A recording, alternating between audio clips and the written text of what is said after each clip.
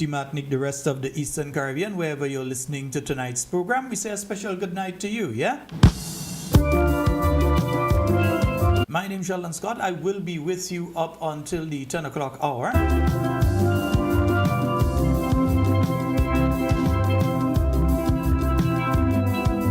Saying a special good night to all of you joining us via the various mediums.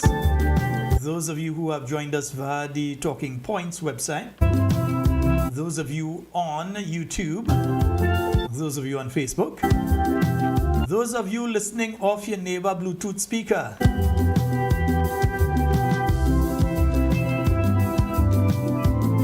Yeah, we have listeners and then we have second-hand listeners, you know. So we have listeners, those who tune in, and second-hand listeners, those who get to hear it by default because the neighbor put on the Bluetooth speaker, etc. Yeah? So we say a very special good night to each and every one of you. Soldiers for the development of Grenada, Carriacou, and Petit Martinique. Those of you who'd like to see your country truly improve, yeah? Not the fake thing, yeah? Not growing like manicure tail and you see it twisting up and again. One minute you going so, next minute you going so, next minute you going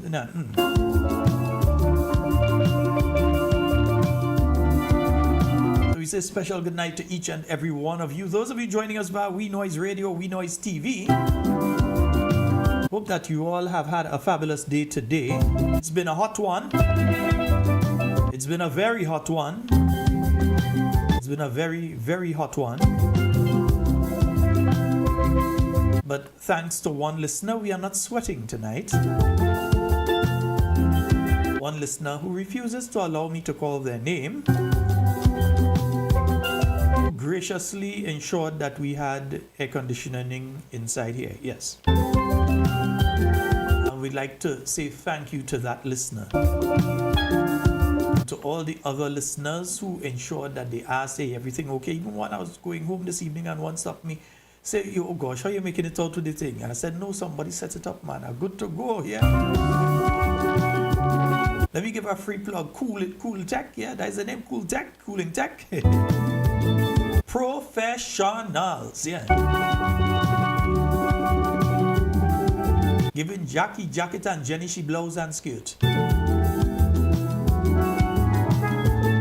Professional, efficient.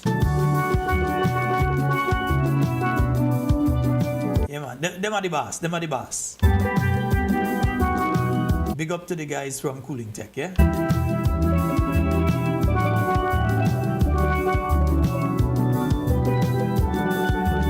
And the ladies too.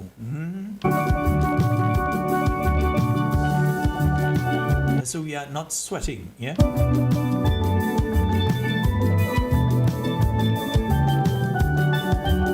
While we spoke about the heat, NOWASA has sent out notification that, the dry season kind of drying kind of bad, you understand? So the thing getting even worse, NOWASA is asking that, we have to take care. We have to conserve water. Yeah, so let me see. I saw something from them a little earlier. I think it was on social media. I saw that.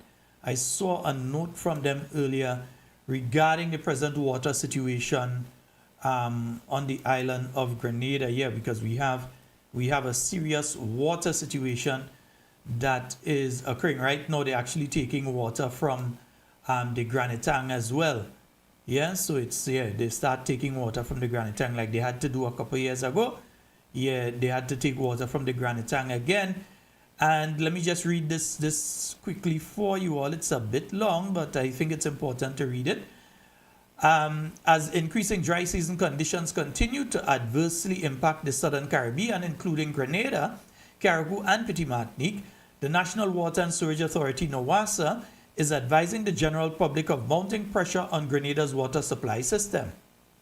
With multiple facilities now experiencing critical reduction in production levels. Recent production assessments conducted across the authority's network indicate significant declines in output at several water treatment plants, when compared to normal operating conditions. Some deficits in stream production being as much as 60%, yeah folks, 60% less than the amount of water they usually get. This underscores the growing impact of prolonged dry weather on the nation's freshwater sources, which accounts for 94% of our water production. Reduced river flows, declining spring yields, and limited natural recharge are now severely affecting production capacity at several facilities, raising increased concern over the sustainability of supply should dry conditions persist in the coming weeks. You realize we haven't been having much rain, and due to that, there is, and I'm reading this because I believe that it is important for all of us. Yeah, those of us with elderly and so on, those of us with those who may be differently able. Mr. Handsome, yeah, only make sure you have water there for Mr. Handsome and them so. Yeah, so those who are differently abled and so, and with you have young children and so, make sure that at least you have a couple days supply of water if necessary. Because according to NOASA, several facilities serving communities across the island are now operating at critically reduced levels, including Apre 2, which is currently non-operational. So Apre 2 ain't working. Non-operational, affecting supply reliability within surrounding service areas. Les Avocats, which serves communities along the eastern corridor, including Minorca, Windsor Forest, Apsley, Pedmata, Marion, St. Paul's, Richmond Hill, Monjaloo, Laborie, Hopeville, and Creighton, and has experienced a decline in production of more than 40%. Pitiatang, a key source supplying communities such as Pitiatang, Syracuse, Corinth, Vincennes, Windsor Forest, Lauraland, Pedmata, Providence, Chamfleur, and Child Island, where output has fallen nearly 47% compared to December 2025 levels just a few months ago.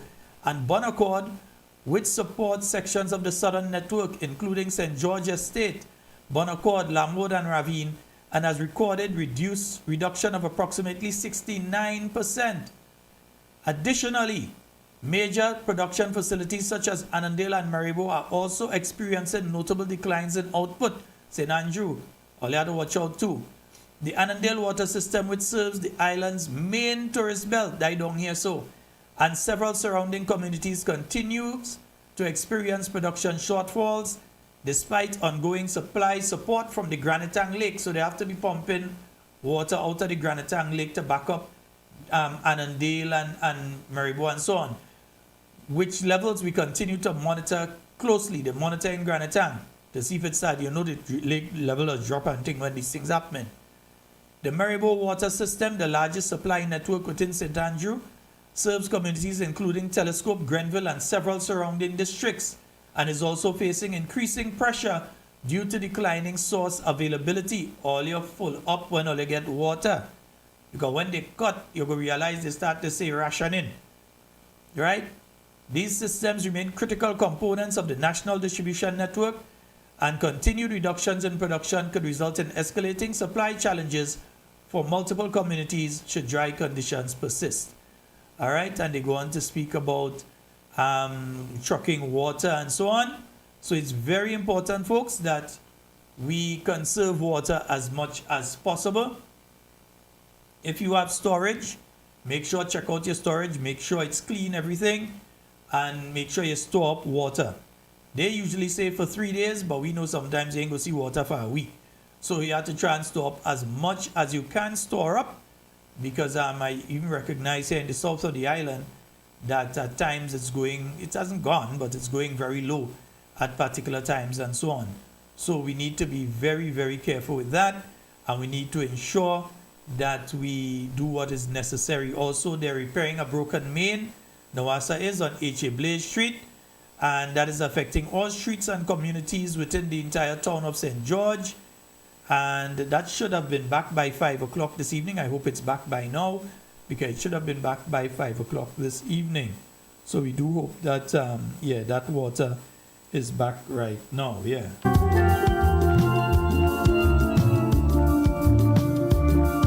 Good morning to you, the geezer. Good morning to you, Irvin, and your wife. Good morning to the English crew. I just said the British crew because not everybody in England, some in Scotland, some in Wales, all kind of thing, Ireland. So yeah, the British crew.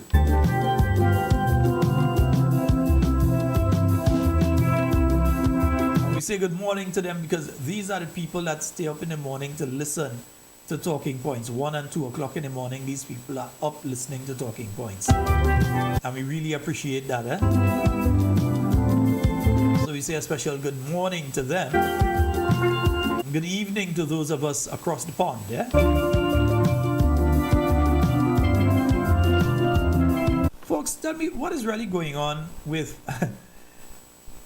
I'm hearing now that people are going to get stickers because, as you know, the period for you to go and get your vehicle sticker, it is happening now. You know, you need to go and get... Those of you that didn't do it yet, you have to try and go and get your vehicle sticker. But there are people going now to get their vehicle stickers and being told that they don't have ink to print the stickers. So these people are just given the receipt and told to come back. What kind of thing going on in the ministry? What kind of what kind of mouth is that, man? So people leaving where they leave to go and get the stickers. They're bringing in all the information, everything. And when they reach there to get the actual sticker, they cannot get it because the printer don't have ink to print the sticker. No. We have to do better than that. Come on, man. Nah, man. So they did not understand that this is the period that people go to do their stickers, that people go and do their vehicle inspection and make sure they get passed and that they're roadworthy, and then go across to get their stickers, that you would have to ensure that more than other times of the year when people may be just getting a new vehicle, a vehicle coming and so you don't have that volume. But for these first few months of the year, it is a significant number of people that go in to get their stickers done, that you should at least have enough ink. I'm blaming the staff for that. Who funded? Who got a pair? Let me see, yeah. I mean, come on, those are simple things that could be addressed. And it just shows you that we have an incompetent group of people that are leading this country at this point in time. And even simple things like that, they are not staying on top of it. It's until something happens and some of us talk that you see they're rushing to do things. So if we didn't come on this program and talk about the fact that Heroes Park in bush, they would now go and cut the bush. If we didn't come here and speak about the situation with Carriacou James Boulevard, they wouldn't run in a press conference and talk about we are about to work on Carriacou James Boulevard. And if we didn't come here and we didn't start speaking about the issue of, you know what issue I'm talking about? Yeah? If we didn't start speaking about that particular issue, you would have never had the situation where they suddenly find the mother, yeah, of Neil and Franklin to go and try to want to talk to her now and the issue in press release and so. So it's like we have to force them to do their job because they don't seem to know what their job is. So we have to force them to do their job. Yeah? Force them. And then you see things like, let me see, there's something here I want you all to look at. Because I'm really wondering how this one happened now, because I know there was great aplomb and applause when these things, when this took place here, yeah. But what going on? St. Patrick's? What going on with all your vehicle and thing up there? What really taking place with all your day? There's St. Patrick's. Let me see what's going on. What taking place with the vehicle? Yeah, that's not the vehicle only just get St. Patrick's. St. Patrick East. That is over by Mr. Cornwall. What taking place with the vehicle there? How that one happen? I mean, yeah, accident does happen and thing, we understand that. But we want to know how this one end up happening. Because we know in other places that use it to go and sell saltfish and them kind of thing. Yeah, take the van and make it into a saltfish truck. We know that. Other places he does have to go and sell cheese and saltfish and them kind of thing. We know that. But what happened with the St. Patrick? What take place there? And then look, there's no easy lash, you know, brother. What take place? Somebody fall asleep at the wheel? What going on there? And who is going to be responsible for fixing it? Is it going to be back on us, the same taxpayers, to fix it now? Give us a little update on what is the situation with that now, because I understand what's taking place with holiday. Tell all you already, you know. Police in St. David don't have proper vehicle. The police in St. David do not have a proper vehicle. So if right now something is taking place, a crime is taking place, in some part of St. David, the police do not have proper vehicles to go to multiple places at the same time. Or they might have to use their own personal vehicle to go. Or commandeer a vehicle. Yeah, they can do that. Commandeer a vehicle to go. But the police do not have proper vehicles in St. David right now. They found money to buy these vehicles for the various MPs. Yeah, they found money to buy the vehicles for them. For them to find money to buy the vehicles for the police seems to be a problem. So it seems as though what the police are doing doesn't seem to be very important to them. Or what the police have to do does not seem to be very important to them. I can tell you, if there is a necessity to find Sheldon Scott, they will find a vehicle and send the vehicle down to South to find me, to drop off letter as if they feel like going to frighten me. They will do that. But when there's a crime taking place in St. David and there's a need for a vehicle, they can't find one. Yeah, they can't find one. Then you have the fires that took place in St. David a couple nights ago. And you have the situation where fire truck had to be coming up from town. I don't know if any came down from Grenville. So I don't know. And somebody is saying they're hearing a humming in the background. Yeah, the humming is the AC. There's no fan on this time. Yeah? So you have this situation, and let me just explain something to the people of St. David. St. David people, let me speak to you tonight. Yeah? Let me speak to you tonight. And somebody else is telling me about the noise in the background. Let me see. And I'm not hearing the noise here. That noise must be in the system then. So I'll sort that out in a bit. But yeah. So because the AC is making that amount of noise, and I don't have a fan on, so that noise must be coming from within the system itself. I'll have to check that in a few. Yeah. So I'm saying this. On leaving office in the year 2022, the new National Party administration had ordered, I think more than one fire truck, but at least one fire truck for St. David from Turkey. I can tell you exactly where they ordered it from. And as you know, when you order a fire truck, it's not immediate. You don't just go and you buy a fire truck and a fire truck comes down. You have to go, you have to order the fire truck, and after you order it, then they build it to I know, yeah, you get this. Somebody's throwing me off here right now. Right here. Folks, let me take a short break and come back, because as I see different people calling me and messaging me about some noise in the background, and I'm not hearing any noise in here, which means the noise is coming through the system itself. So let me deal with that and come right back.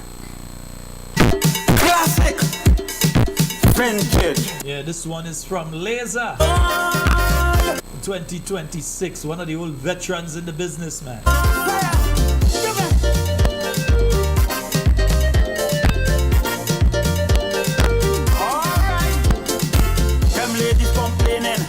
Yes, they want a tune, something for a sweetness to show their attitude.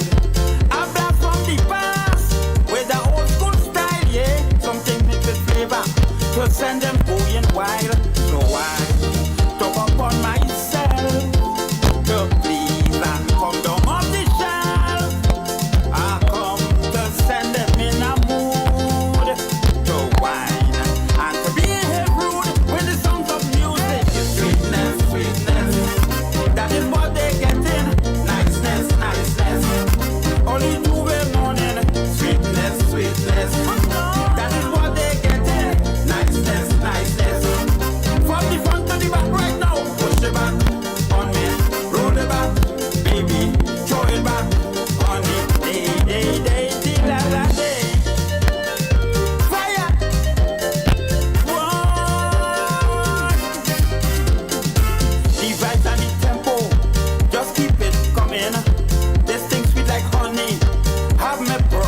rolling. Boy, such a feeling in a long time.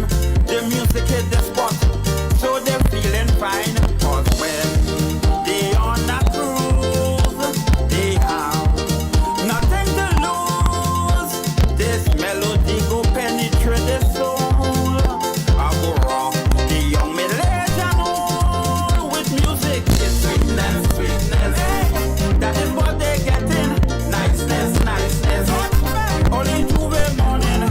Sweetness, sweetness. That is what they getting. Niceness, niceness. From the front, the back right now. Push it back on me. Roll it back, baby. Throw it back on it.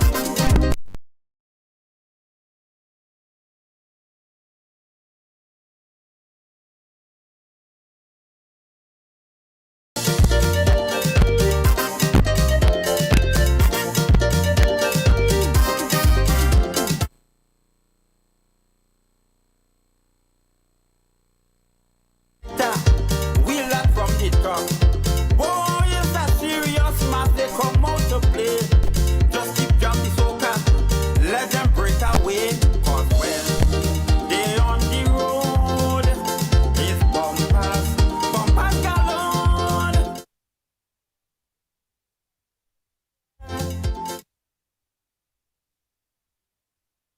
Songs of music is sweetness, sweetness. That is what they getting. Niceness, niceness. Only to the morning. Sweetness, sweetness. That is what they getting. Niceness, niceness. From the front to the back right now. Push it back on me. Roll it back, baby. Throw it back on me. Day, la la day. Yeah, you behave yourself in the background here. Nice. Folks, let me know if you're still hearing it. Yeah, let me know if you're still getting that sound. Just message me and let me know if you're still getting that sound. Because, as I said, it has to be coming out of the system itself. So I just changed around some of the settings here. So it may be coming out of the system itself. But let me know if you're getting it. Somebody's saying feedback. Somebody's saying thing. No, that's not feedback. I was listening to it off of the phone myself. So let me know if you're still hearing it. Just hit me a message, right? I'm seeing nope there. I'm seeing good now. All right, it's all right. I think that sorted it now. Yeah, folks, maybe just as I change the glasses too. So I was letting you all folks know, on leaving office in 2022 in St. David, there were two things. One, the Honorable Oliver Joseph ensured that there was a fire station built in St. David for the people of St. David adjacent to the police station. Right? That was one. That's the first thing. That there was a fire station built on there. If you go up in St. David now and you're passing, you could see where the fire station was added on to the police station there. Now, you didn't just build a police station. Part of it was that you had to have at least one fire tender based in St. David that would be able to do what needed to be done in St. David in the case of a fire. Right? And that fire tender was ordered by the new National Party. That was in 2022. We left office and it was already ordered by that point in time. We haven't heard anything from this administration about where that fire tender is, if that fire tender come in. If it come and it was sent elsewhere, we don't know. But the people of St. David, they are still left endangered in case of a fire. Yeah? And that again just continues to show you the level of incompetence. You see, they're all about the fancy. They're all about the optics. But they are not about the reality. They're not about what people are actually going through. So it's all well and good to go and dress up nice and fly to Africa and go all over the place. But when somebody's house burning in St. David, they had to hope that the fire truck had to reach up from Tongue in time. They had to sit down there and hope for that. Or that one could reach from Grenville, according to the part of St. David you are, that one could come down from Grenville and reach in time. And there's no joking matter. There's no laughing matter. This is life and death that we're talking about. So you must deal with this situation. What is the situation when it comes to fire? I hear the Prime Minister speaking about, oh, they're going to be taking some water trucks and they're going to be putting some pumps on them and taking some water trucks to make into fire trucks and so on. We've been hearing that since 2022. I think I've only seen one like that.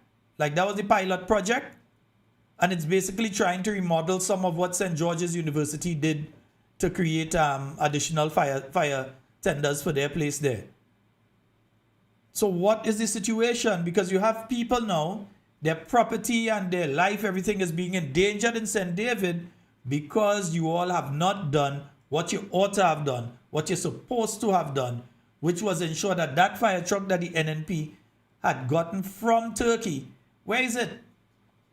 Where is it right now? I hear nothing about it. Then you hear they talking about the Prime Minister as well, that they're trying to negotiate now with Grenadians living in the diaspora for them to buy fire trucks and bring in.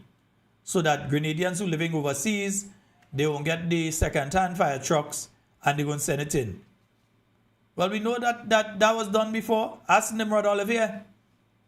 How much Grenadians can say they donate a whole fire truck to the country? Nimrod Olivier could say it though. But they wouldn't talk to him to find out, hey, can you help us organize to get a 2 more, 3 more down and so on? They wouldn't even talk to him. Yeah? But if that is the direction you want to go, something needs to be done. We can't have this kind of situation taking place when it comes to the fire tenders and so on.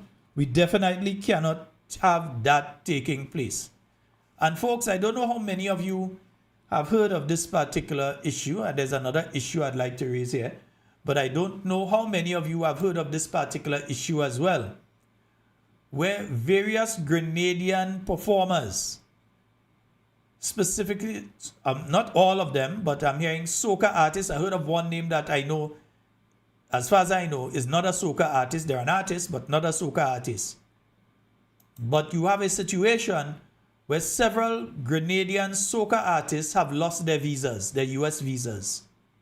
And when I say lose it, I mean they was walking with it and they misplaced it, you know. I mean the United States have taken back their visas. I ain't calling name, but there are a few. Not 1, not 2, not 3, but a few so far, because it appears that there is more to come. And this is a serious thing, because it means that some of the artists who otherwise may have gone to the United States, because let's face it, when the carnival period here, July, August, yeah, these guys, they had to be home because they make a lot of money home. When I say a lot of money, at least they make a living at home. That's when they get the shows, that's when they get all the fetes and they have the competitions and so on. So July, August, Grenada. But as soon as Grenada Carnival is finished, they have the shows that take place in other places. Yeah, so they might go down Trinidad for a particular fete. They go to Labor Day. They go to shows in Canada. Some of them end up in shows in Notting Hill and, so they go over to the UK. To have Grenadian soca artists who find themselves performing as far away as Japan. I know one particular artist out of Carriacou who has been to Japan more than once. So you have these artists, and remember, even some of the artists that I've heard their name called as, they are ones that have lost their US visa as well.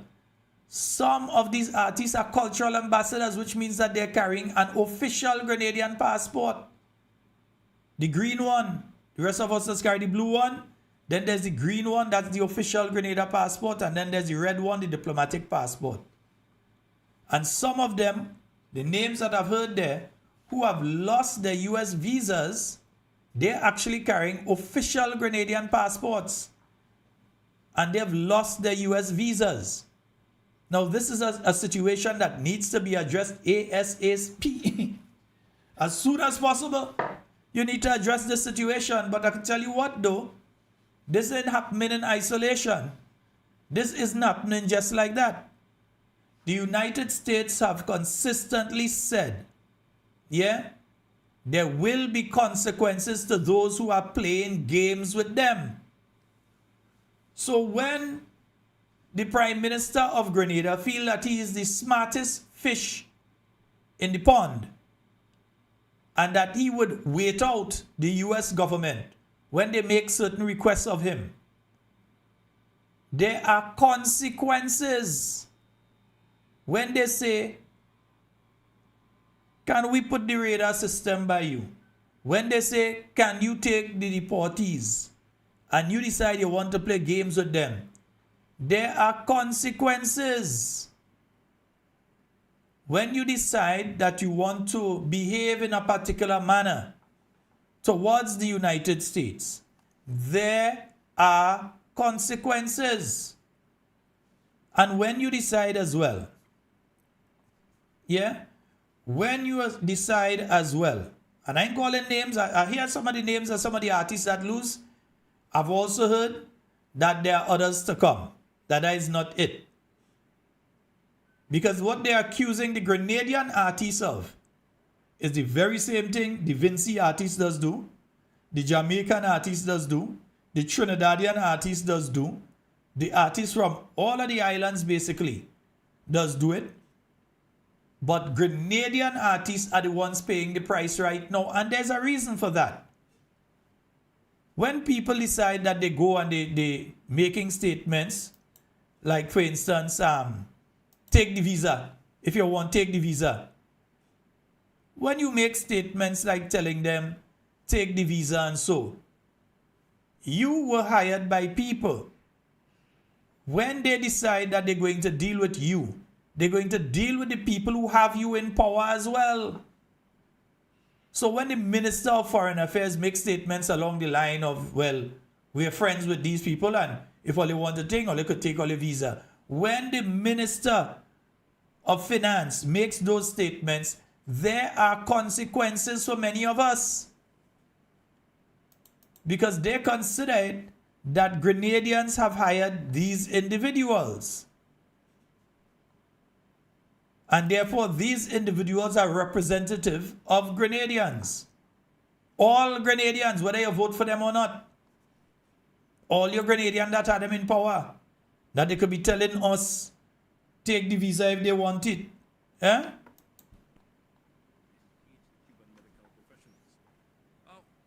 What is the volume of Cuban involvement in Grenada's health? If you could answer that for me, also healthcare system, and what damage can this do to the health system here in Grenada?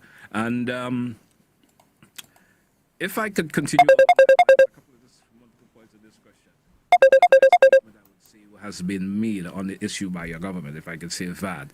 Yeah, caller, I'll be unable to take that call at this time. I haven't opened the phone lines yet. I cannot take the call now because I'm playing. The video that I'm playing it off of that computer. So I can't take the call right now. Hold on the calls. Hold on the calls. I haven't opened the phone lines yet. When I do open the phone lines, I'll take the calls. But for now, I can't take the calls. All right?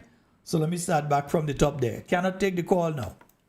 The cabinet here in Grenada, I want to ask you this question. We have heard that the U.S. intention to impose that visa restriction on all government officials, I should say, yourself, your family included. If Grenada and all other countries do not immediately end or engage the Cuban medical professionals, what is the volume of Cuban involvement in Grenada's health? If you could answer that for me, also healthcare system, and what damage can this do to the health system here in Grenada? And if I could continue along that line, a couple of multiple points of this question. No definite statement, I would say, has been made on the issue by your government, if I could say that, thus far, with the exception of saying thanks to the Cubans.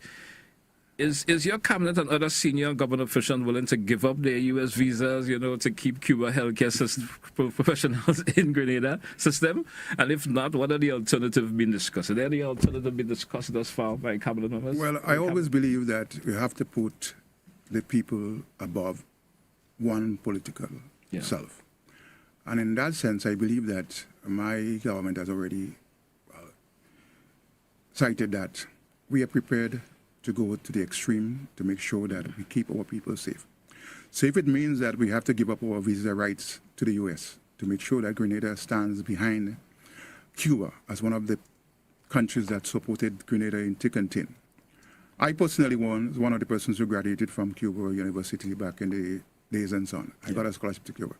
And as such, I have a moral obligation to support the Cubans in every way. So if it means that the government of the U.S. decided to take away our visas because we support the Cuban initiative, I would say so be it. Yeah. The Cuban doctors and nurses who have visited our shows over the years and performed a valuable service for our people. We complain every day that the service in the hospital is bad. But we have Grenadians who are graduated from St. George Universities, Grenadians, and they are not here to basically support the health system. So if we can depend on the Cuban graduates to basically help the system until we can fix it to a point, I would say so be it. And I'll fully support the Cubans at any time, anywhere, because I think they are doing a very useful and human service to the government of Grenada and the people of Grenada. Okay. So, folks, when you make statements like that, and no one is saying that anybody here is anti-Cuban. Yeah? Nobody is saying that Grenada should not show support for Cuba. What we're saying is when you make statements like that about the visa, it's not about you. These are the consequences that the country faces. It's not just about you. Yeah, they took his visa. He made that statement, and you know Trump have a thing about so and find out. Right, he found out. But it's not just about you. It's about other people in your country. So you have people who have graduated from St. George University and they have gone to the embassy to get their visas to go and continue their studies in the US. So they've done the first part of their studies. They have to do the other part in the US and they can't go because they're being denied visas. Something that was not happening before in the numbers that you might have one person, they may have some suspicion or so, they say no. But that was not happening in the numbers that it's happening now. The number of people that we have coming out of St. George's University, Grenadians, going into Barbados to get their visas and being turned down. The number of people who under any normal circumstance that would have qualified for a US visa since that statement was made and have been turned down. And then to add insult to injury, you saw the US posted this quite recently. They posted this on the 29th of April. They posted this on the US Embassy website. The US Embassy website. Notice to applicants, nationals of Grenada applying for non-immigrant visas, including those who are renewing, are required to attend in-person interview with a consular officer. Any citizen or national traveling on a Grenadian passport who is found otherwise eligible for a B1, B2 visa must post a bond of up to $15,000 before the visa can be issued. The visa bond is refundable if you respect the terms of your US visa. If you jaywalk in the United States and you get a ticket for that, you lose that money. Yeah? If you do one thing in the United States wrong, you're losing that money. And that's 15,000 US dollars, not EC. Right? And they give some information on how the visa bond program works. Yeah? You have to pay the bond within 30 days. You receive a single entry visa for up to 3 months. So even after that, when the US is giving a visa to Grenadians now, I hope you all notice what they're saying here. Let's go over one by one. After the visa interview, a consular officer will give you payment instructions with a direct link to pay.gov if eligible. That is, if you get through and they're giving you the visa, you have to pay. You must pay within 30 days. Not 40 days, not 31 or 32 days. Within 30 days, you must find that 15,000 US or 5,000 US or whatever and pay. Then you receive a single entry visa valid for up to 3 months. So you're getting a one-way visa. That is just one go and come. None of 10 years and none of 5 years and that kind of thing. This is what Grenadians are getting now. A single entry visa to the United States for up to 3 months. Yeah? You must enter the United States at commercial airports of entry. Upon return home, your bond will be automatically cancelled and the money refunded if all visa requirements are met, including not working in the United States and departing on time. So if they give you 1 month, you better leave the country in 1 month. If they give you 2 months, leave in 2 months. In fact, I would advise you leave in 6 weeks if they give you 2 months. Then they say don't pay your visa bond in advance. Paying a bond before your interview does not guarantee a visa. They don't care about that. A consular officer will give you a direct link to pay.gov and instructions for payment after your interview. Right? So this is from the US Embassy in Bridgetown, Barbados. There's no Sheldon saying this. Yeah, well, it's me reading it, but it's not me saying it. This is from the US Embassy in Bridgetown, Barbados. So gone are the days when Grenadians held favored status among our Caribbean brothers with getting visas and being able to enter the United States to go meet our friends and our family. Yeah? Or in some cases to go and do medical. Sometimes they run up just do quick medical and they come back to Grenada. Or you run up and you do some shopping and so on, you come back to Grenada. Or you could surprise some relative at their graduation or their wedding or so on. Those days are over. Yeah? Quick visa. You go in 1 month, 2 months, whatever, no longer than 3 months, and you come back and you have no visa. So if you have to go in the States twice for the year, you have to go through the process twice for the year. I hope you all understand what's taking place here. You will not be getting a visa and then they tell you can take 3 months. The visa is only for 3 months. So if you go in March and you spend March, let me say April, May, you spend those 3 months and you come back Grenada, when you're going again, you have to go back in Barbados and apply for another visa, you know. You all understand that, right? You have to go and apply for another visa that they might give you 1 month, they might give you 2 months, whatever it is. And then alone you could go back into the States. So you might have to apply for a visa more than once a year. Or sometimes it could end up being once every year at least, if you just go up once a year. And take note, those of you who visa about to expire this year, you in this too, you know. Because when your visa expires, you have to go through the same process. And if you have overstayed your time in the United States, if you owe any bills in the United States, you stay in the hospital and you didn't pay off, or anything like that, and they check their records and that is there, you will be denied a US visa. So you got to be careful. But all of this pressure, because remember we had fish ban on us, we have them asking us to take deportees, we have them asking us to take radar and so on. That's not happening to St. Vincent. Ask yourself why. That is not happening to St. Kitts and the other islands. Ask yourselves why the focus is on Grenada with these particular things.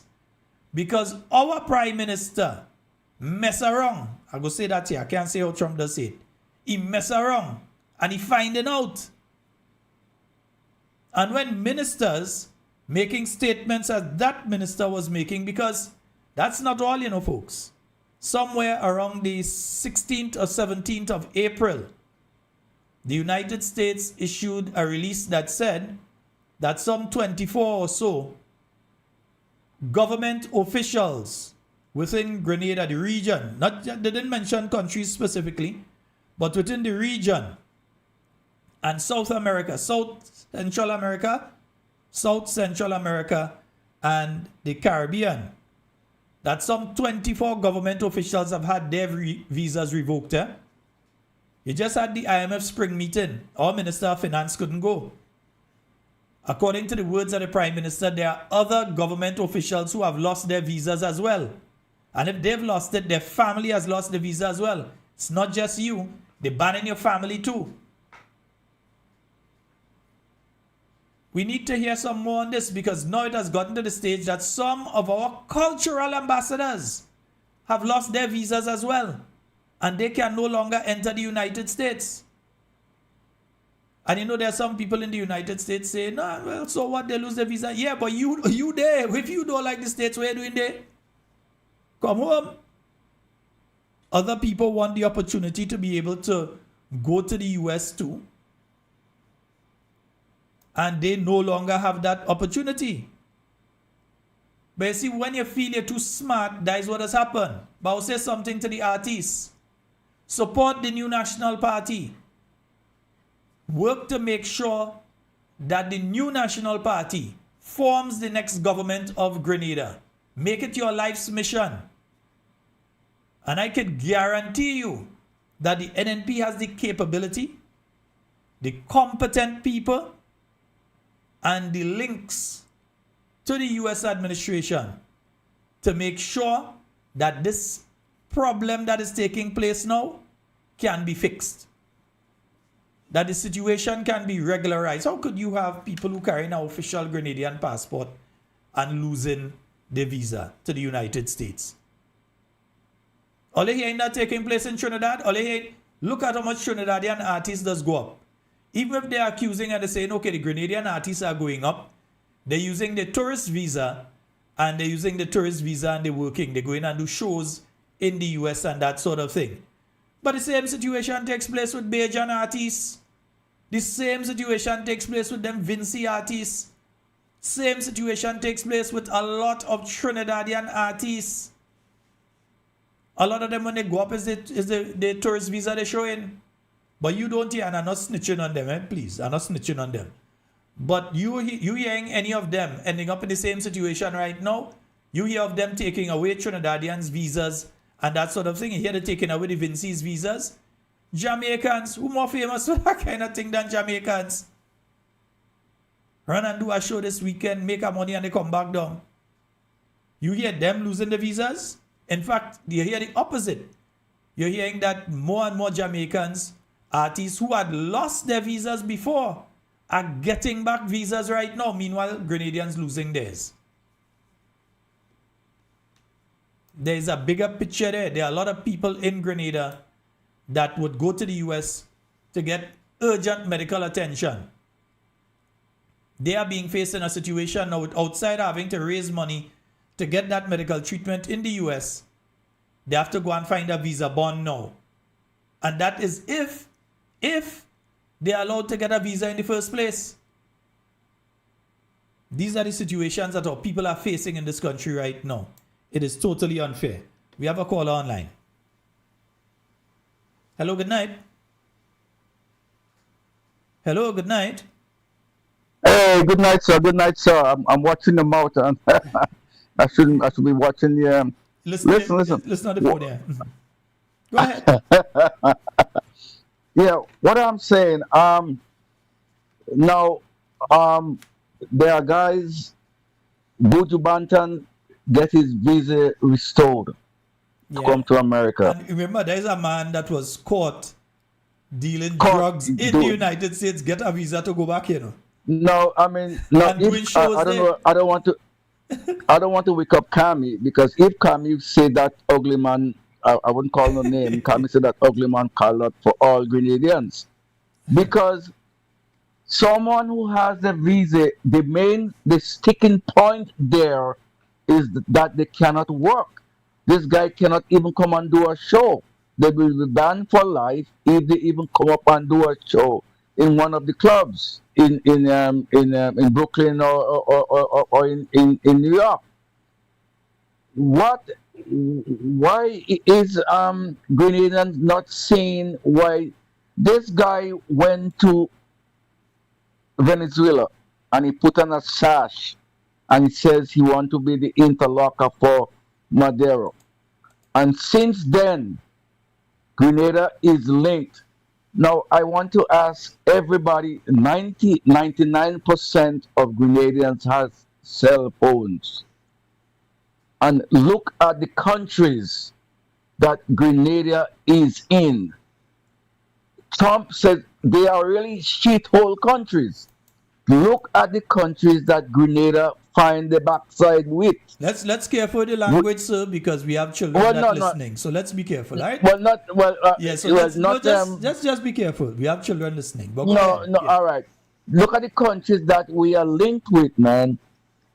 The man said we are S-all. He don't want this S-all countries. Mm-hmm. And Grenada now is linked with these countries. And these countries is the bottom below the barrel. I mean, I'm not saying we better than anybody, but we better than them. I wouldn't lie. I mean, you cannot associate Grenada. Grenada is the top, one of the top countries in the Caribbean. But let me say this though: Grenada has always held a position of friends of all, enemies of none. So there is not a single country that Grenada is supposed to be having any negative interaction with. Grenada has always been a friend of all. You don't know the only time Grenada had a conflict was during the revolution time. Other than that, we've been friends of all countries. Even when the rest of the world was afraid to go in Cuba, Dr. Mitchell went to Cuba. Yeah, and he re-engaged Cuba and the rest of the Caribbean, even Canada, everybody. They started going back into Cuba and so on. So Grenada has never held the position that it is going to be the enemy of anybody. But if at a particular time when particular activities are taking place, you hold in position about taking visa if you want it, that is what's going to happen. The people get they mess around and they find out. No, one question. There are some people, some of us, well, let me thank God, but there are some people who have multiple indefinite visa and they come and go as they want. So now, when they have to go, they still have to put up that bond? Is that what it is? No, folks who have their visa right now, they are safe until that visa has expired. When that visa expires, they have to pay the bond to get a new visa. And remember, if you're going to the States 3 times for the year, after your passport has expired and you now need to get a new, not your passport, your visa has expired and you need a new visa, if you're going 3 times for the year, 3 times you have to be able to post that 15,000 US bond. And you have to hope it's not the 15,000 US they tell you. You have to hope they tell you 5 or 8 or 5, something like that. But now, a soca artist who get the road match in Grenada and everybody wants to see him in New York. And he's coming up. Well, of course he's coming up to make some money. Mm-hmm. But he cannot do no show. So it don't make sense he coming. And he won't get a visa. Because to pay $5,000, how much? He wouldn't make $15,000 when you tell that's 15 to that 30. That's almost 45,000 Grenadian dollars. You see, it don't make sense coming up here also, to pay. And I need to say this previously, right? There's a particular category of visa. If you're going up there to do a show and that kind of thing, there's a particular type of visa. I can't remember the exact category they call it. But there's a particular type of visa that you can use as an artist in Grenada to go to the US and perform in a show or whatever. You had to pay your taxes and whatever on it, but you could go and perform. What many artists have been doing, not just in Grenada, throughout the Caribbean, is that they have been using their tourist visas and going and doing the show, so they're not paying any taxes and so on, they're coming back. Now, they're clamping down on Grenada and that, but the rest of the islands, they ain't doing them anything. Hello? With me? Yeah, I'm here. Okay, yeah. They're not doing the other islands anything, but they've clamped down on Grenada on that now. And we have to ask ourselves why. And while we ask ourselves why, we're seeing clearly why. Because it's not 1, 2, or 3, it's a few of these artists will get hit with this thing. They message, they email them, and in some instances they call them in. And they let them know, no, your visa has been cancelled. And some of these are main artists that you would expect for any functions taking place in the US, and so these artists would want to go up. Yeah, but who in the administration can go and talk to somebody with regards to that? I mean, go and talk to Rubio or somebody. Do they have this guy from St. Patrick West? he is a persona non grata anyway, so he cannot make no move. That You have to understand something here, my friend. You know who Marco Rubio is. Marco Rubio is the son of Cuban immigrants. He is a viciously anti-Cuba. He's viciously anti-Cuba. If he could get the opportunity to go and do something in Cuba, now he go. Viciously anti-Cuban. You can't send a man who's studying at Cuban university to go and talk to him. The Minister of Foreign Affairs studying Cuba. You can't send him to go and talk to Marco. Marco, he want nothing to do with he. As far as he sees, this is one of the people that he considers as propping up a regime that he does not like. He hates. He want nothing to do with these people. And you went and study with them. You talking on their behalf. You attending their activities and so on.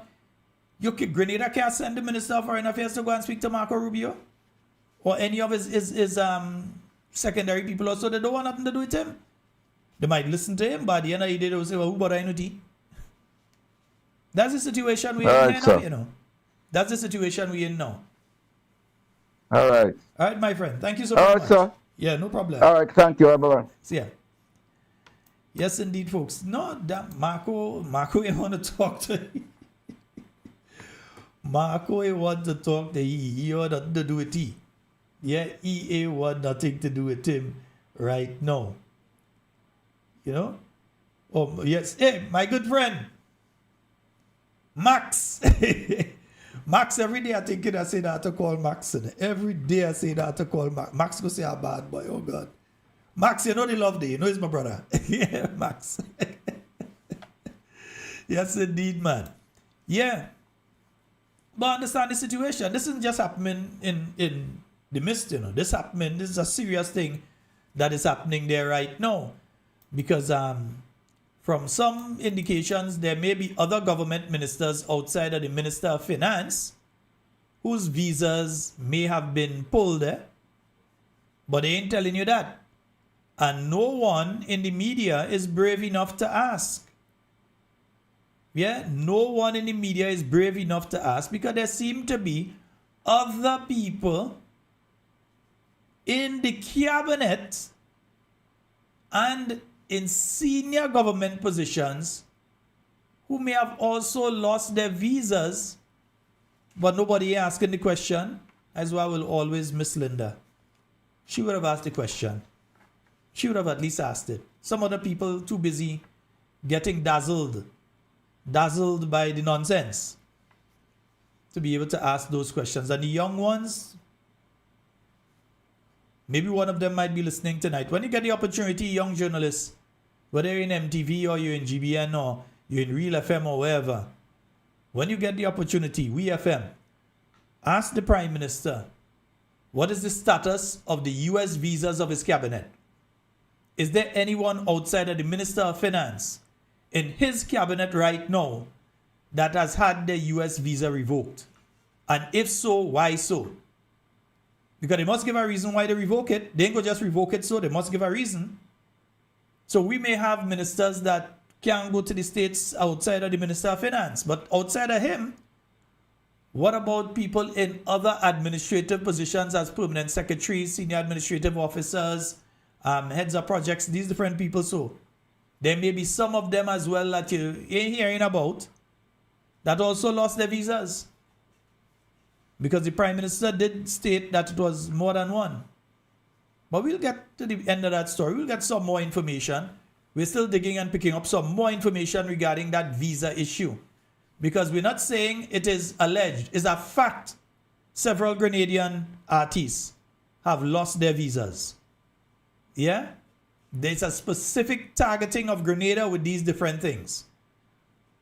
They know the average Grenadian can't find 15,000 US to go in the States. They know that. You think they don't know that? And they know that even if somebody was able to sponsor that for you now, somebody were to take the chance and say, well, okay, that person would not get themselves involved in any wrongdoing. They know very well that if that would take place and the person go, they give the person 15,000 US to pay the bond and so on, the person go in the States and they do one thing wrong, the 15,000 US gone. That person is given a ticket, the jaywalk. It gone. Some traffic infringement, it gone. They don't pay a hotel bill or something there, or somebody come and make a complaint to the police against them while they're there. Your bond is gone. The only party, because there's another party that talking about though they come in and take a much seat and all kind of thing. Play with them. All you feel that party is going to make things better with relations with the United States? All you really think that party will make things better? Play around with them. Play around with them. Yeah? What I say? Play with big dog going to puppy going to lick your mouth, but big dog going to bite you? Go ahead. Play with them. Play with them. Go and put one of them in parliament. And you go see what happened in the Grenada. Anyway, folks, very interesting. I'm going to switch gears a bit now. Very interesting, huh? I was looking at an interview this morning. And it's amazing. You know, is Carriacou have a story like that? A song like that? It's amazing how people does change. It's amazing how people mouth does change in this instance. And I want you all to listen to one thing, and then I want you all to listen to something else. Yeah, and then we're going to talk about it after. No calls right now. Let's hold on the calls. Because if you call, your number go show up on the screen, everybody going to know who you is, eh? Let me warn all you. If you call now, your number go show up on the screen and everybody going to know who you is. So no calls right now. All right? But let me just play. I'll play the old one first, and then I'll play the one from today. So let's just hear what was said before. So let me see if I can hold it there, bring it there, bring it up here, and yes, let's go with that. And I know some people heard that the minister lost it with the police.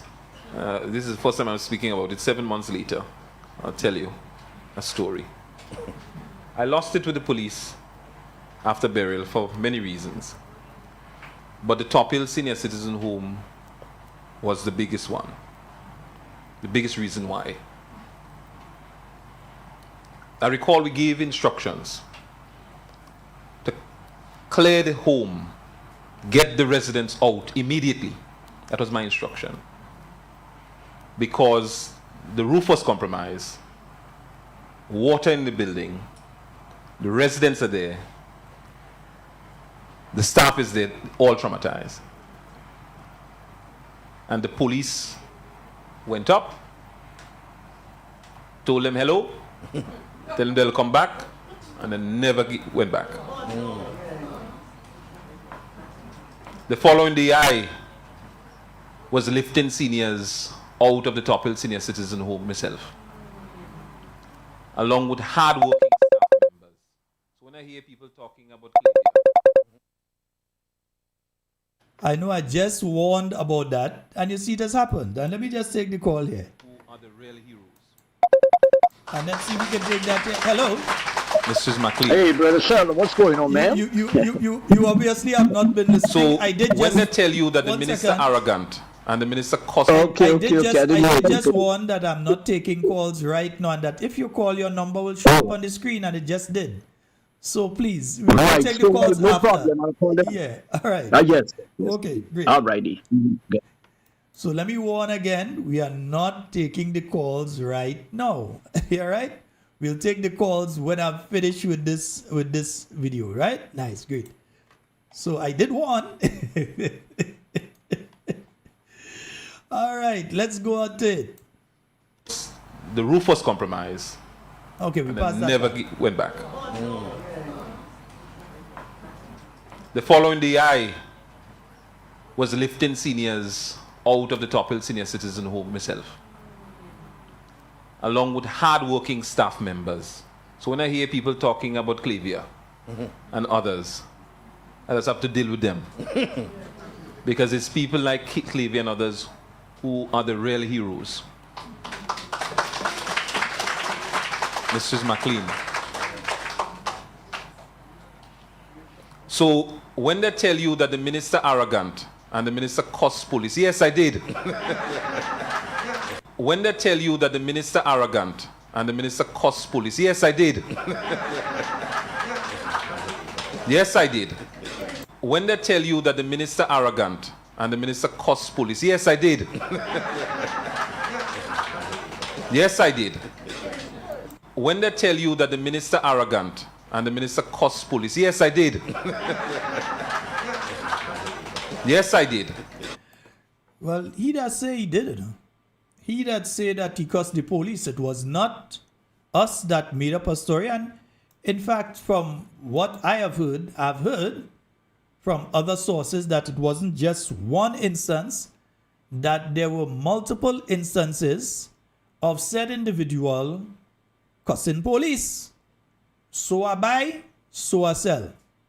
I heard there was one instance on the port talking about the home for the elderly, and anybody would get upset with that, but you have to know how to restrain yourself.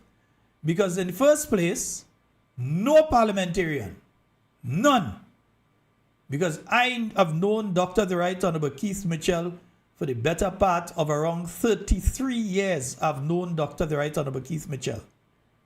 And I know he would not tolerate it from any of his parliamentarians. No parliamentarian could be giving orders to any member of the Royal Grenada Police Force.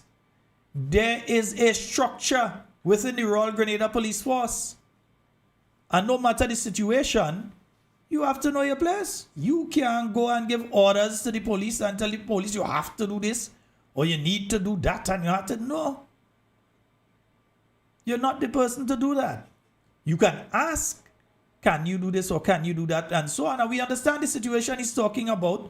But again, that is not the only situation where that sort of behavior took place. And they went there boasting, yes, I cussed the police. Yes, I did. Yes, I cussed the police. You didn't hear it from me, you hear it from them. But today, let's hear them today. Yeah, what do I have to say today? Come, let me hear you. You know, you mentioned, and I want to ask you this question. There's a widely circulating recording involving, a comment you made with, of course, interaction between yourself and a police officer. Looking back, if you had to do that over again, what would you change? Sorry. There's a wide circulating recording involving a comment about an interaction between yourself and a police officer. Looking back at it, so what would you change about that whole comment that interaction, sir? It's a good question. Maybe I should not have said that I cussed the police, because really and truly I didn't. The truth is I didn't cuss the police. I basically said to the commission. What? You didn't want? But you that say you cussed the police? The people who was wrong say you cussed them. You yourself come and admit all of a sudden. Why? Because we're getting close to election now and everybody know you're arrogant and they deal with you for making them statements. All of a sudden now is I didn't really cuss the police. That is not what you were saying just now. It's a good question. Maybe I should not have said that I cussed the police, because really and truly I didn't. The truth is I didn't cuss the police. I basically said to the Commissioner of Police, I told the Commissioner of Police what I had to tell the Commissioner of Police in front of the officer. And let me put some context in this. And yes, there are some things, as I've explained, some things looking in hindsight, looking back, maybe had I been calm. But I'll just go into details a little, if time permits. Yeah. Yes, myself, my wife, and a few officers. Wait, Ole, when he married, he married? Anyway, Carriacou people, let me know if he married. I didn't know I could have sent a little gift and all them kind of thing. I wouldn't have sent no set a sheet like him and them. But you never know, boss. I could have sent a little gift. I might even come up and dance your cake. I didn't realize you're married, but anyway. The officer in charge of the station came up with the Coast Guard from Grenada the day before Hurricane Beryl, hours before Hurricane Beryl. And on the way up, he was briefing me and I was briefing him as it relates to what needs to be done in terms of the generator for the police station, ensuring that it's there. If it's not there, go up to NAD and get it. Among a number of things. He said, everything is already under control. We have it locked down. I won't go into details in terms of the politics that took place within the police at the at the police station at the time when he arrived. But long story short, there was nothing in place. There was nothing in place. And after the hurricane, the hours after the hurricane, even before when the hurricane hit, I realized the police station didn't have a functioning generator. And that's where it started. And after the hurricane, the senior citizens of Top Hill, at the Top Hill home, needed assistance. And I requested that the officers go up and assist the seniors relocate to the Bogles Community Center. And the senior officer said that's not the police job. Okay.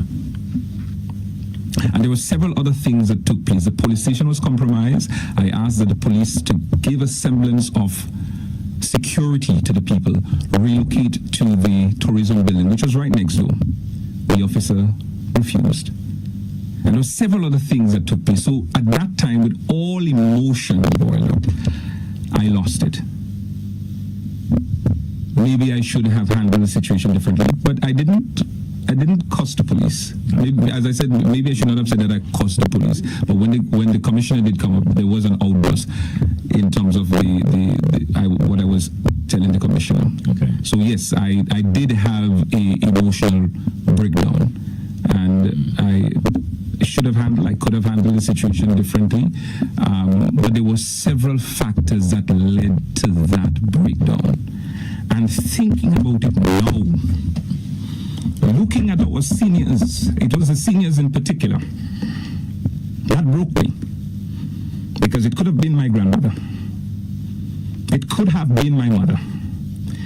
In water, at the Top Hill Senior Citizen Home. And I'm asking a senior police officer for help with his men. And to tell me that is not your job, it broke me up to this day. Among many other factors. So I'm sorry. Sorry that I'm getting emotional, but every time I think about it, it breaks me. The officers in Pity Martinic, led by Officer Clarence, did a marvelous job in helping the senior citizens of Pity Martinic. And I believe Clarence did a promotion. And I told the commissioner that. And the people of Pity Martinic praised Clarence Joseph for his heroic efforts. The same, sadly, cannot be said for the officer that was in charge in Carriacou at the time. I can go in more details, but time would not permit me. But I want the public to understand. I am human too. Yes, I agree. Maybe I should have handled the situation differently. In hindsight, looking back, I should have been calmer. But thinking about that particular time, and even thinking about it now, breaks me. Yeah, breaks him. That's the same person that cussing up people in all them ministry in Carriacou. That's the same person that sit down in front of the public officers in Carriacou and tell them, win, lose or draw, he's set for life. Yeah, win, lose or draw, he's set for life. I was hearing the statement, and I didn't fully believe the statement. I said, no, you can't make that until I went to Carriacou. And some of the folks who sat in the meeting when he said it said, yes, he did say it. They said, Sheldon, I lying for you. They said the man said, they say, I was in the meeting when the man tell us, win, lose or draw, he's set for life. That's the kind of arrogance. That is the type of arrogance. Because it's not just about that police situation and what he said with the police and this was that and that was the other, Because remember, others try to talk afterwards because it is a pattern of behavior by that individual. It is part of their DNA, how they are. That is who they are. They could only show you where they are. Dr. the Right Honorable Keith Mitchell said something. I can't remember the forum he said it at a point in time. Said, give a man power and you find out the real type of person he is. Somebody might be the nicest person to you generally. The moment that person gets into a position of power, where that person has the right of way to make certain decisions, the real them comes out. You might see that the person is really and truly a genuine and caring person because they use the opportunity that's given to them to help as many others as they can. Or you might see that that person, the nice thing was a facade all the time, and the true demon that behind it start to come out. Give a person power and you see the real person. So he's just showing what he has, he's showing who and what he is. So come and try to play crying and all kind of thing. There was no one instance. If you like to talk to some of them police and them might know what's going on, It was no one instance. I could tell you there was one on the port. When he was ordering police to empty boat, the guys and them just reach up. They didn't even put on their bag good. And he ordering them to empty everything from the boat and hurry up and take off things on the boat. Who is he to order police? You don't, not because you're a government minister gives you the right, not because when you meet a police officer they just salute you and they have to salute you, and so no matter the rank from commissioner right down as a parliamentarian, and every time they see you they have to salute you. Not because of that means that you have the right to disrespect them. Could be somebody who could be a recruit still, ain't even fully a police officer yet. Show them respect. And know your place. You cannot be giving orders to the members of the Royal Grenada Police Force. And if we allow those sort of standards to start to take place, then when a particular parliamentarian vexed with somebody, he just tell the police, go and arrest that man, and you have to go and arrest him. We cannot allow those things to become normalized. We can't allow that type of behavior to be normalized. And then for people to try to qualify that sort of behavior. Yes, what took place in Carriacou was heartbreaking. But don't try to surround what took place at the Top Hill home. Don't try to surround that and make that look like the only instance of that sort of behavior. It was not. It was not. If I lie in Sume, it was not the only instance of that sort of behavior. There is a trend, a pattern of this sort of arrogant behavior by that individual. Even being questioned at a point in time by the same person that was questioning there. You saw different aspects of that before. So it's not a one-off thing. This is normal behavior by that individual. In fact, what Andy was saying last time in relation to his behavior and thing, you know, what he was saying? To be relaxed, and we are not relaxed. The minister for Carriacou MP, the man is doing his best. I can tell you, sometimes I feel sorry for him, because when you are in that state, when your constituency is being affected, some people don't know how it, if you are a man that care for people, it will affect you. And knowing that you are in charge of that constituency, the pressure feels like like it's on you to ensure that things goes right. So it's easy to it's easy for Junior in that situation to feel a little bit overwhelmed. It's easy for you sometimes to misspeak, right? But at the end of the day, there's a saying, who's in cost the police, he didn't misspeak. He cost the police. That's not misspeak. He cost them. A little bit overwhelmed. It's easy for you sometimes to misspeak, right? That's not no misspeak. He cost the police. He cost them. And that is just his nature. I have to understand that. That is just his nature. So don't try to come and play like, okay, it's because that's okay about people. That is your nature. It is who you are. It is what you are. And then, Carriacou people, you have to look at Senator the Honorable Nolan Cox. And he has been in a position of power. And he's been the same Nolan Sebastian Cox that you have always known. When you all knew him in agriculture, working with the farmers and so on, when you all knew him at the Princess Royal Hospital, it is the same Nolan Sebastian Cox that the people of Carriacou have always known.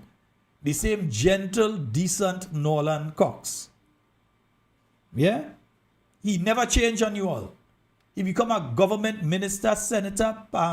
He was the parliamentary secretary for Carriacou and Petit Martinique Affairs, minister, works minister, youth, all the same Nolan Sebastian Cox. Never change. So the real him continues to be the real him. So you all know that next election, when you place him as your parliamentary representative, you all know what you all are getting. You ain't guessing. You ain't getting no cat in bag. You're getting the real deal. Because we're pretty sure that the Honorable Emlyn Pierre will not have to come on stage with Nolan Sebastian Cox and do something like this. Criticize our MPs. He may say, this is a generation of social media. So they talk on social media. Sometimes all they feel they're talking too much. They're a little too haughty. But when you're young, you have to have some passion and energy. And so sometimes you overstep the line. But if he gets criticized, he sobers up and he always says, I will do better. So I want you all to give him a round of applause. Yeah, he sobers up and he does better.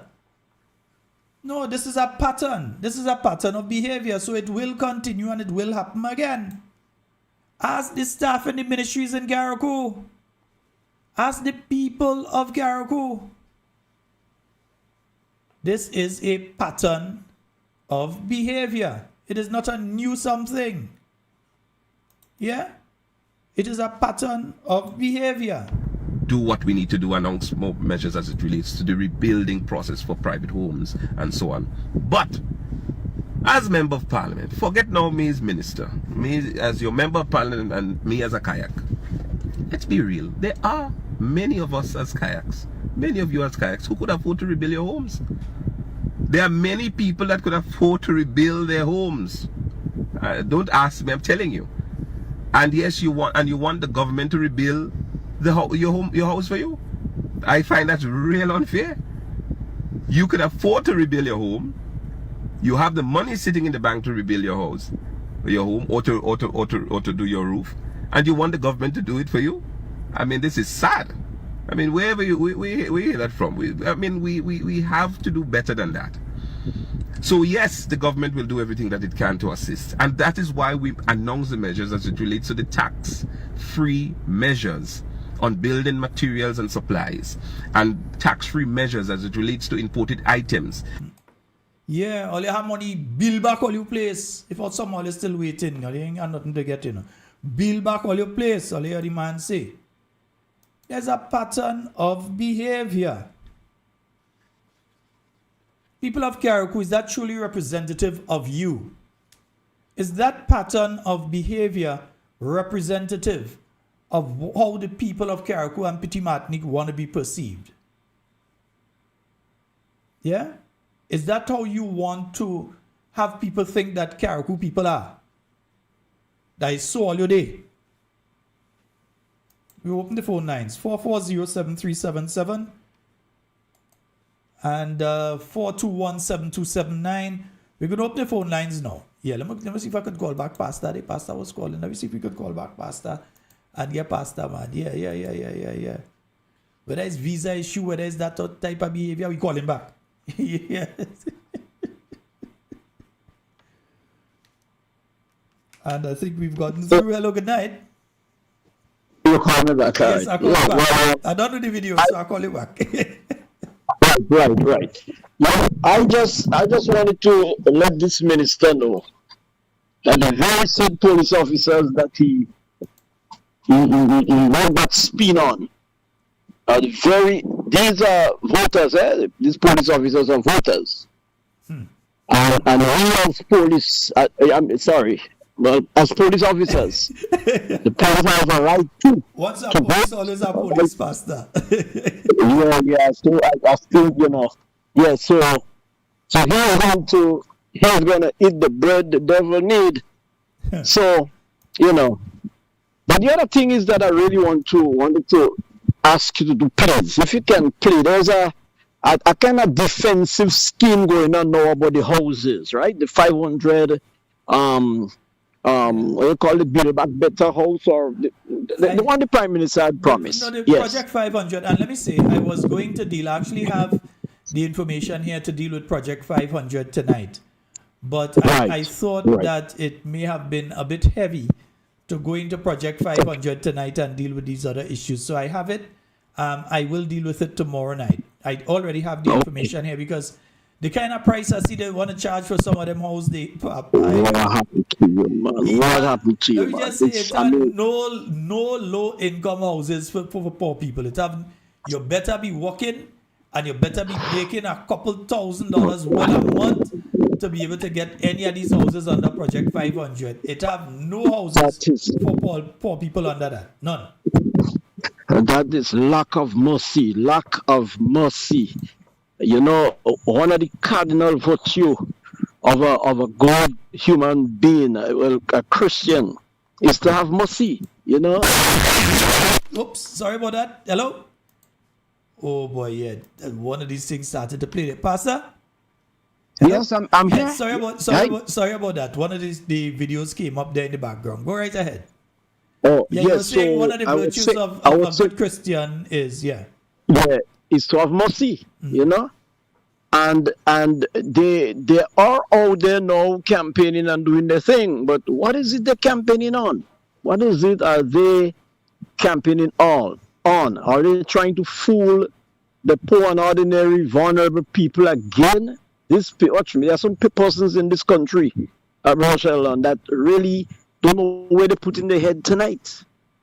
You know, they are in some kind of dilapidated building, and those people were down for house repair, you know, under the New National Party. But they came into office, and all they were saying is that we're always talking about poor and vulnerable. Let it pay for it. I hear them, you know. So the gradient masses now, the gradient people have to take note of that and let them recognize that the same persons that had to pay and buy the houses, even though they're not working anywhere, you know, they are coming to them now for the vote. And people are saying every day that this government is lacking mercy, lacking compassion. Some of the people, they make them go, they take away seed from them. The Grenadians, remember those things. Remember those things, you know, and act accordingly. You know, really, really act accordingly. I listened to our candidate last night, Carriacou, and Lord, you could see the burning in that dear lady's stomach, you know. Listen. Match this team. Match the NNP team against the NDC team, you know. These people lacking compassion. The NNP team is just what the team is really, the mission they're on. You know, seeking to help people. And these are not persons that are looking for a job, Listen, the 15 candidates that we have, they are not looking for a job. Look, Senator Diali. All right, not Diali, but Christopher Diali. Yeah, look at him. He's offering a way out of poverty and unemployment. Yeah, just name all of them. And my brother, listen, Grenadians, take note. Act accordingly. Love them.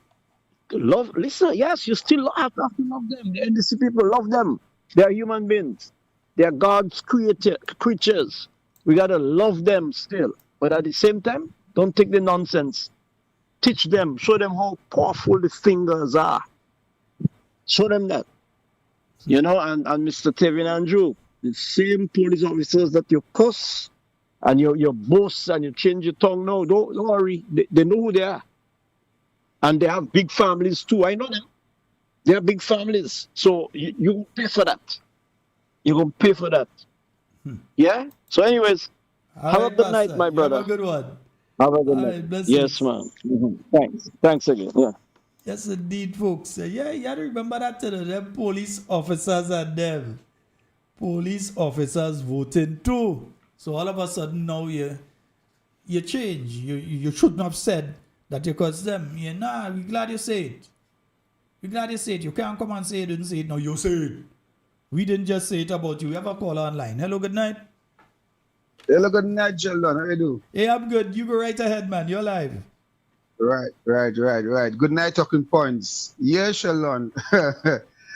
I happened to preview, I had a listen to the minister this morning on that program. And to my shock, this minister said he was emotional and he had, a little you know, what he said, a little breakdown at the time, and he was expressing his views. And to the Grenadian public, who didn't listen to that interview, I wouldn't guide you all away, but you all know the way to find it. There are things this man said this morning that was rather laughable and rather sinister and cynical. So wait, you think that the only clip? You think that the only clip we make out of that? No, we're just dealing with this part tonight, but there are others coming. Well, Shalon, I'm making my duty to listen to that program live this morning with my Bluetooth on work. You know why? There was a caller yesterday when Mr. Cox was on, Honorable Cox, and the Cox was on, and the caller said, well, Tevin go be there. And the host said that he don't know nothing about that. You know? So apparently, these men are doing calculated moves, calculated appearances, and they are saying things that people might fall for. It's called, well, oh God, you're sure talking points, but to them, they feel they can catch a Grenadian public. Let me tell you something. I am passing on that eastern side every morning with that polar risk or ISK project supposed to be going on, and nothing is going on there. And for what I know in school, if I'm learning from school, start turning mean commencement of construction or building of something. How long this thing happened, this habaloo and whatever they had there with everybody, and even the Prime Minister said, he welcomed the former Prime Minister and opposition leader and all this kind of nonsense. You feel these men doing this thing by joke? They're not. They are not doing this by joke. And Grenadians, pay close attention, especially NP supporters. Get your act together. Go get registered. Look at the list. Scroll through it. Make sure your name is there. Make sure your name is there. A lot of weird things is happening right now. Very weird. I saw a picture with a van. Anyhow, the other accidents can happen. You know, I was in a little place a while ago, and my member of parliament minister was there, and but I'm telling you guys, pay attention to what these guys are doing, what they are saying. The distraction is very real. It is very, very, very real. The 22 years talk is dying out now, because NEC was there from 1990 to 95, and it was there 2008 to 2003, and they're here now. So don't let they fool you guys with this 22 years dialogue about NMP was there for the longest while. Who don't know, but this is our job. This is your job, Sheldon, and Mr. Andre Donald and the guys in Real FM. Keep doing a good job. Mrs. Jenny, keep doing a good job, because without you guys, people will not know what's happening in real time in Grenada. You understand? These men, they're on theatrics. They're on cinema. They're on cinema thing. You understand? And we need that. And in this world of AI, also, folks, don't fall for these AI videos or AI pictures. Learn to differentiate. Sheldon, you're teaching them. You're telling them, right? No, we will be having a specific program on AI and how to detect AI and so on.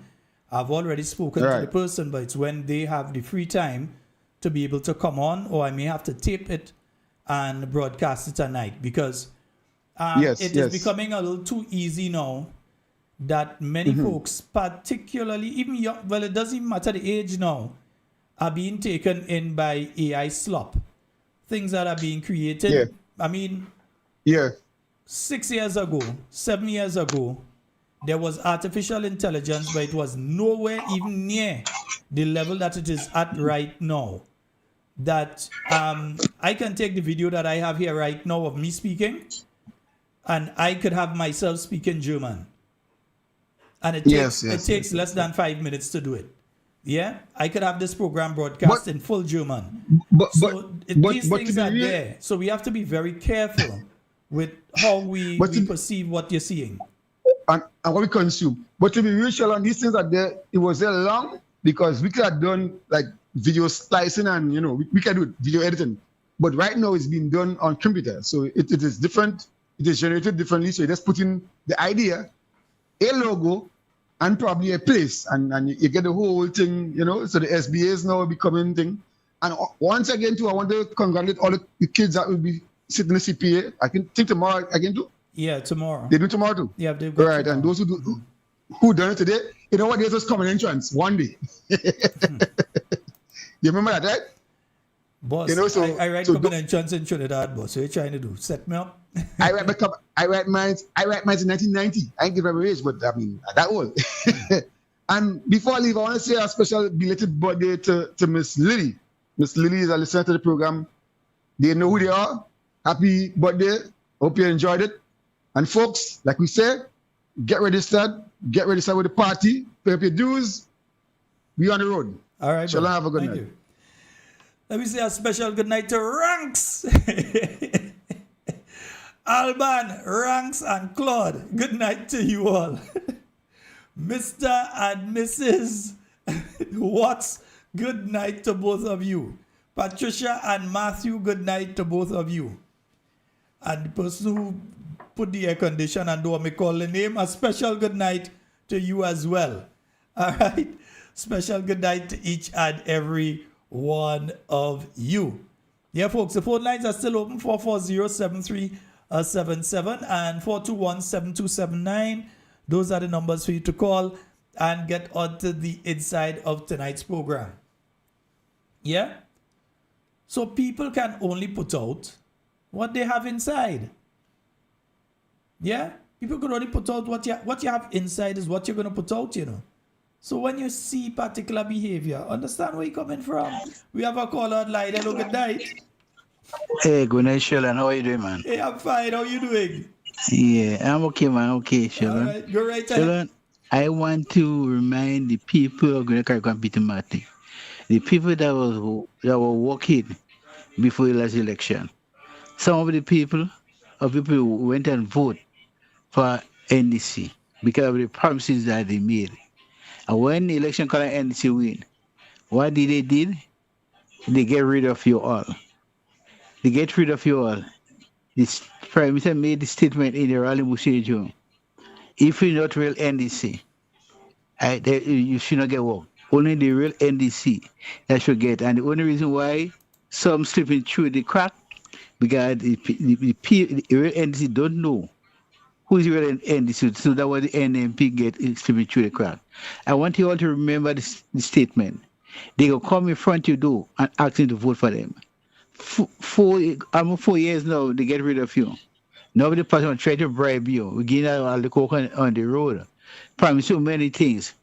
They promise you whatever they promise you, take it. But remember what they did to you. So your children are going to school, someone has to drop out. And because you don't have the money, they sent you home. Look at where the cost of living was before. And what the government doing? They're doing nothing to help cushion high cost of living. More pressure upon you, the poor people. I want to also remind you, there is a party in waiting, a party that you know, while in governance, what they did and what they continue to do when they get back is to help develop you and make your life better and make Grenada be a country once again where the other country in the Caribbean we look it up on other example. But Grenada become a laughing stock because you have a prime minister, Sheldon, he don't know he can't govern. And the main problem in our country, you know, is the leadership in our country.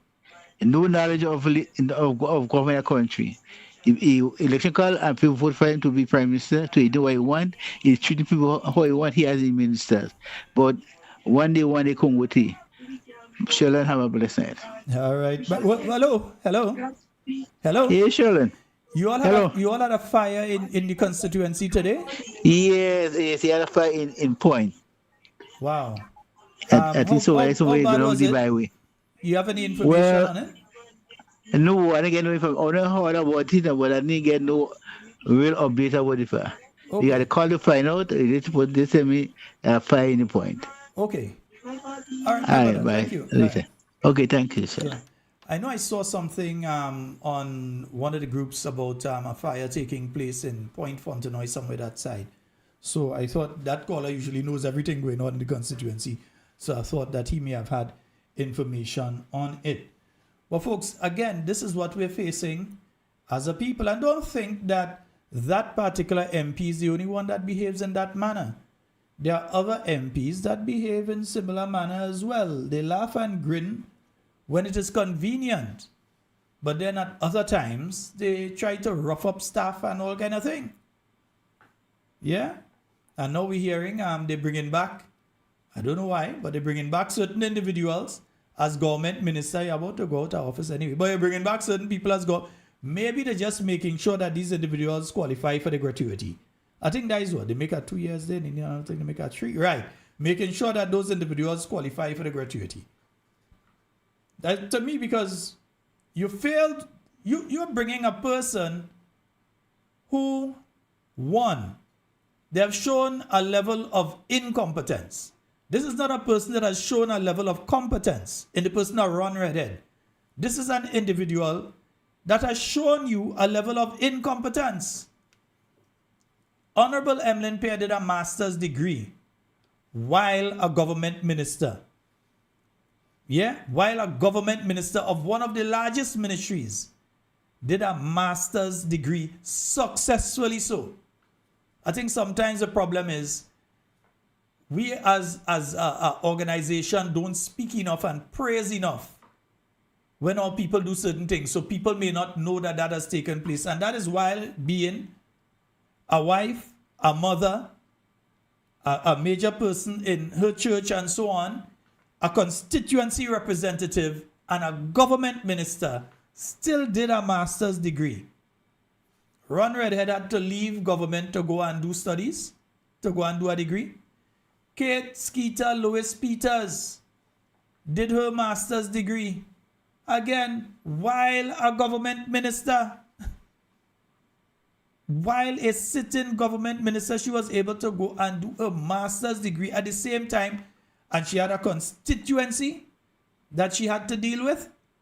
And she still had parliament she had to deal with. And she had a ministry she had to deal with.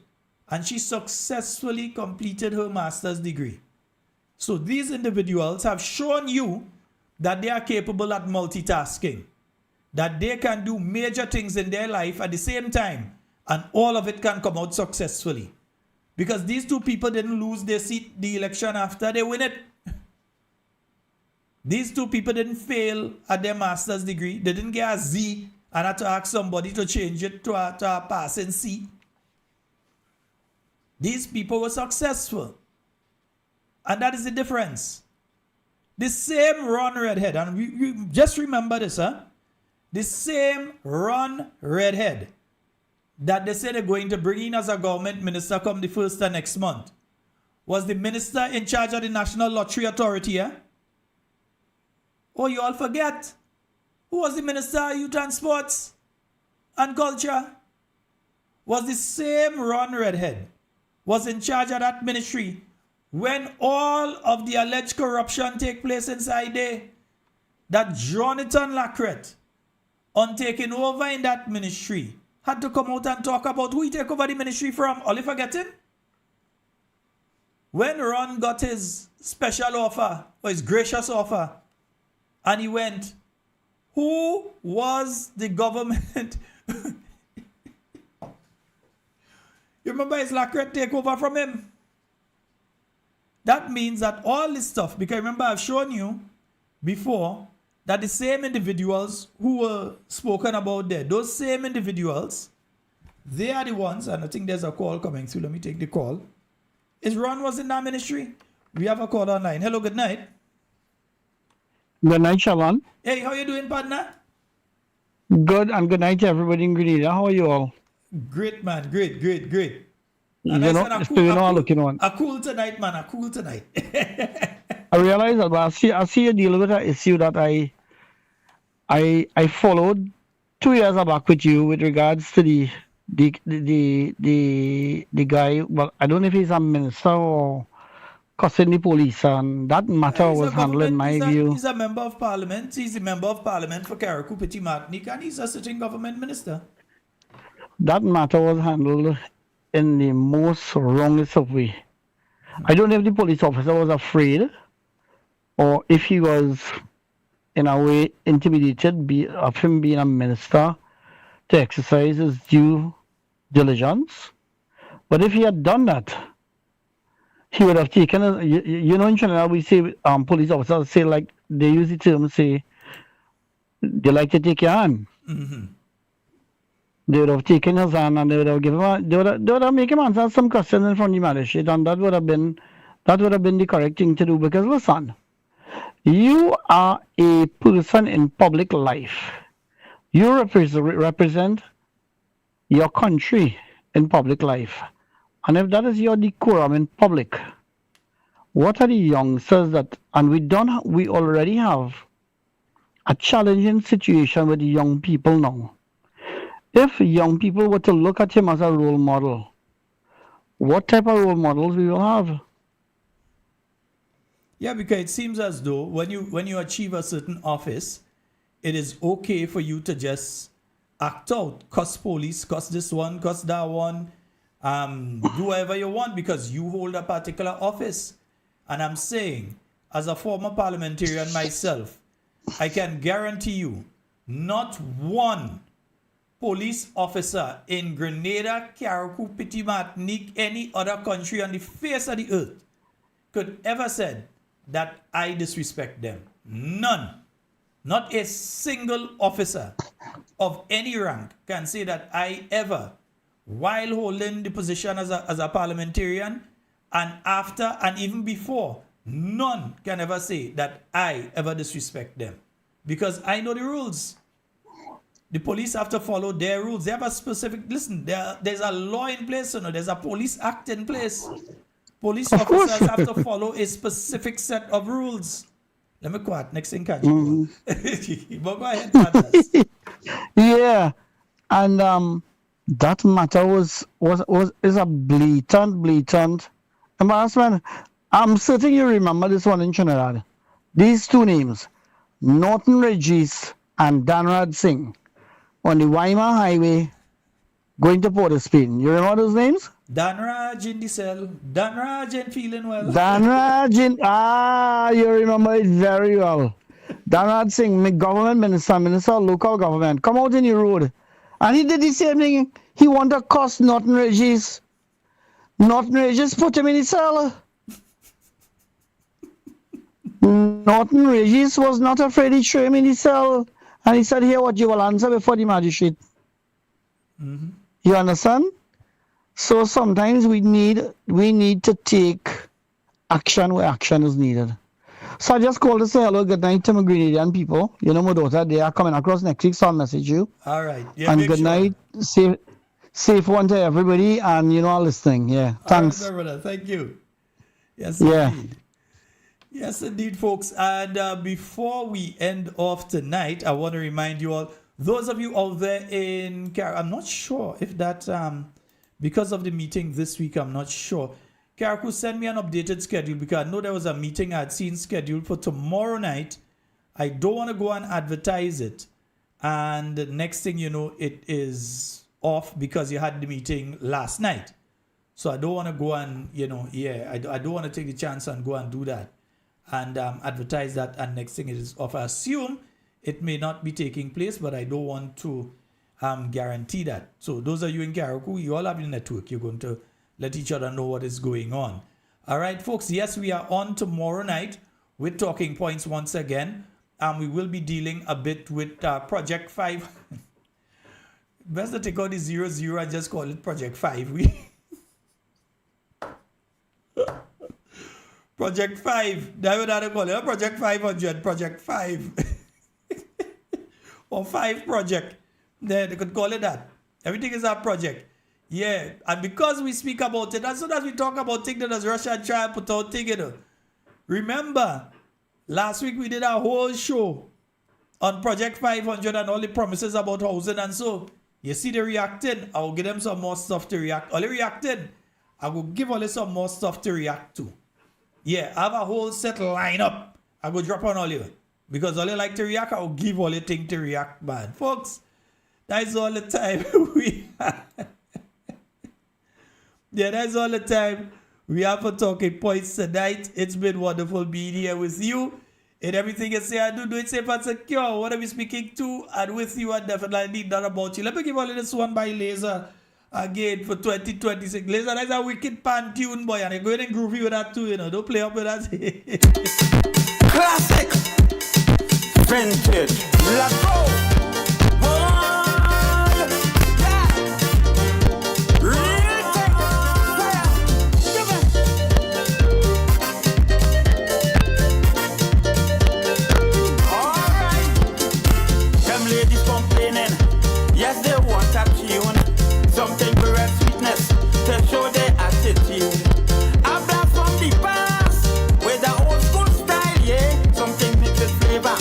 will send